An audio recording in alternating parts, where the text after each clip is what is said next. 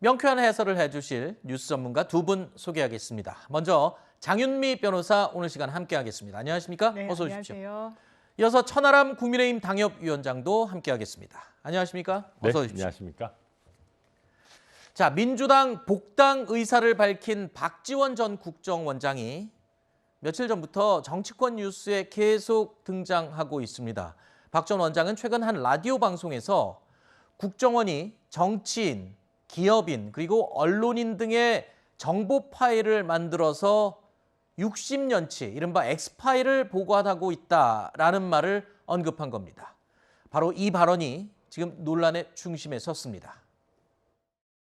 국정원에 보면은 정치인, 기업인, 언론인 등 우리 사회 모든 분들을 조난 자료, 엑스파일을 만들어 가지고 보관하고 있어요. 그런데 그럼- 저는 그랬어요. 국회에서 예. 자, 의원님들 만약 이것을 공개하면은 의원님들 이혼당합니다. 국힘당 예. 하태경 정보위 간사가 예, 정보의 간사. 자기는 그렇게 안 살았는데 원장님 왜 그렇게 말씀하십니까? 왜 내가 이혼당합니까? 해요. 예. 그래서 제가 그랬죠. 예. 의원님, 의원님 복잡하게 사신 분 아니에요? 한번 공개해 볼까요? 하지 말라고. 뭐 예를 있다고요? 들면 정치인은 어떤 기업에서 어떻게 돈을 받았다 하더라. 무슨 어떤 연예인하고 썸띵이 있다. 예. 이런 것들이 전부 박정희부터 박근혜 정권까지. 대통령까지 있던 겁니다. 바로 이 발언입니다. 이 내용 중에는요, 하태경 의원이 등장하기도 하는데요. 하태경 의원은요, 이 박지원 전 원장을 고소하겠다라는 방침까지 공개적으로 밝혔습니다.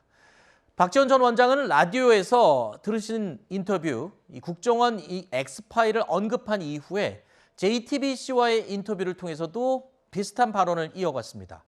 해당 인터뷰의 내용은 이렇습니다.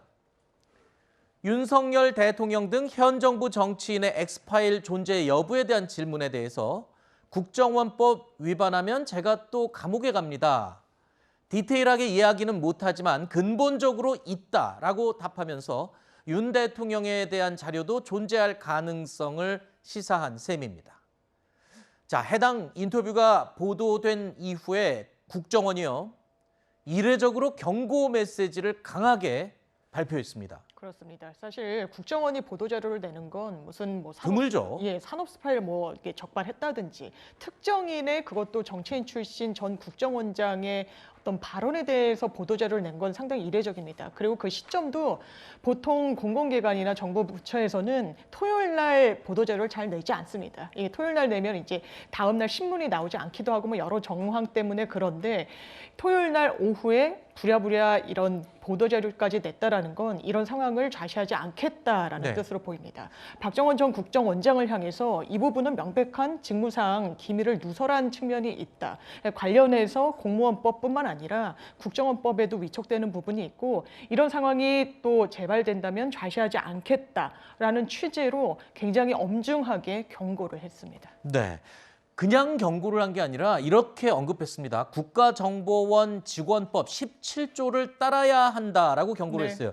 이 내용에 따르면 직무상 알게 된 내용들을 외부에 나가서 발설할 수 없게 규정이 돼 있는데 지금 그 17조에 네. 따르면 혹시 지금 처벌도 가능한 겁니까? 처벌 당연히 가능합니다. 아, 그래요? 이 부분이 공무원은 직무상 기밀을 누설하지 않아야 되는 그런 총론격인 형사처벌 조항도 있지만 국정원법에 따르면 이건 굉장히 국가의 기밀을 다루는 부처 아니겠습니까? 그렇기 때문에 직무상 본인이 득하게 된, 알게 된 정보를 제3의 공간에 가서 유출을 하고 노출을 시킨다? 이게 국가 안보랑도 연계가 될 수 있는 사안으로 평가받을 수 있습니다. 그래서 형사처벌 조항도 가볍지가 않은데 10년 이하의 징역 또는 1,000만 원 이하의 벌금형으로 국정원법에서 규정을 하고 있습니다. 자, 이렇게 박지원 전 국정원장 자신의 발언을 두고 논란이 지금 적잖이 거세게 일자 박 전 원장은요, 공개 발언을 할 때 더 유의하겠다라는 입장을 밝혔습니다. 하태경 의원에 대한 발언에 대해서도 사생활에 대한 언급은 아니었다라면서 사과를 하기도 했는데요. 자, 박지원 전 원장 오늘도 라디오 방송에 출연해서 이 해당 논란에 대한 진화에 적극적으로 나서는 모습이었습니다. 과거 국정원이 국내 정보 수집 정치 개입을 할 때 그러한 일이 있었지만 현재 국정원에서는 전혀 없고 또 그러한 것을 폐기하자. 그래서 불씨를 없애자 하는 의도로 얘기를 했지. 제가 뭐 일부 언론에서 윤석열 대통령도 있다. 이런 얘기는 한 적이 없습니다. 완전히 개혁됐는데 무엇을 못했느냐 하는데 그걸 못했다는 거예요. 저는 제가 엑스파일을 전부 보았다는 게 아니에요. 정치권 일각에서는요, 이 박지원 전 원장의 이번 엑스파일 발언이 실수가 아니었을 것이다, 의도적인 것이었을 것이다 라고 분석하는 시각도 있습니다. 왜냐하면 이 박지원 전 국정원장이 누굽니까? 사실 정치 구단이라는 수식어 옆에도 여러 가지 수식어가 붙을 정도로 정말 이 고도의 전략가, 지략가라고 평가받지 않습니까? 그런데 저런 발언을 라디오에서 우스갯소리처럼 꺼냈다? 분명히 뭔가 뜻이나 의도가 있지 않았을까라는 생각을 지울 수가 없어요. 네, 그렇습니다. 그렇지만 이 정치 구단이라는 별명도 이쯤 되면 몰수해야 되는 거 아닌가 싶습니다. 아니, 이거는 정치의 금도를 지나쳐도 이미 너무 지나친 일이거든요. 네. 국정원법을 위반할 수 있는, 위반하는 걸로 볼 수 있는 아주 중대한 사안입니다. 그러니까 엑스파일이 있다 없다 이런 얘기를 하는 건 말이 안 되는 일이고요.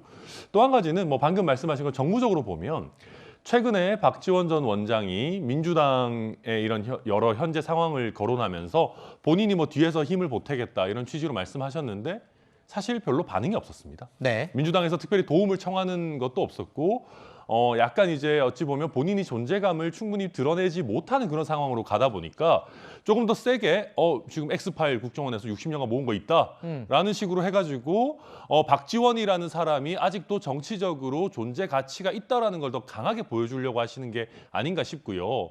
그런데 국정원 전직 국정원장직이라는 것이 본인의 존재감을 강조하는 데 쓰는 협상칩 정도로 가벼운 건 아니지 않겠습니까? 네. 원론적으로 보면 국정원장을 하시고 나서 다시 민주당에 복당하시겠다라고 하는 것도 과연 적절한지 모르겠는데 네. 그 과정에서 이런저런 지금 엑스파일 언급하시고 엑스파일 언급했는데도 민주당에서도 존재감이 별로 안 커지면 그다음에 도대체 무슨 얘기를 하시려고 하는 겁니까? 저는 이건 도저히 납득하기가 어렵습니다. 그러니까 네. 존재감을 알리기 위해서 민주당 복당을 앞두고 이 예전 같지 않은 그런 기류를 감지하고 좀 센 무언가를 내세운 게 아니냐 이런 지금 분석인 건데 사실 박지원 네. 전 원장 하면 과거에도 다른 국회의원들도 쉽게 알지 못할 만한 내용들을 가지고 언론에 터뜨려서 네. 굉장한 존재감을 과시했거든요.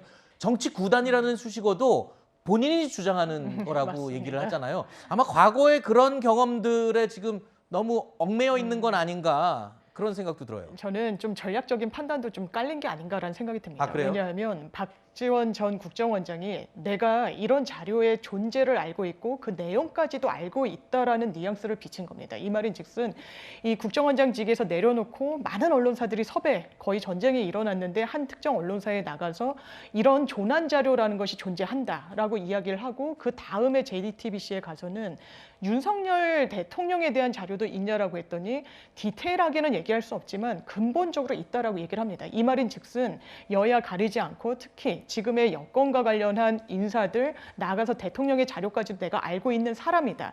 이 말은 곧 나를 정치적으로 함부로 건드려서는 안 될 것이다라는 신호를 우회적으로 준 게 아니겠느냐라는 언론의 분석이 있습니다. 왜냐하면 고발 사주 의혹 등과 관련해서 이 조성은 씨에게 뭔가 국정원에서 알게 된 정보를 혹시 넘긴 거 아니야? 이런 의혹 제기들이 그 당시에 제기가 됐었습니다.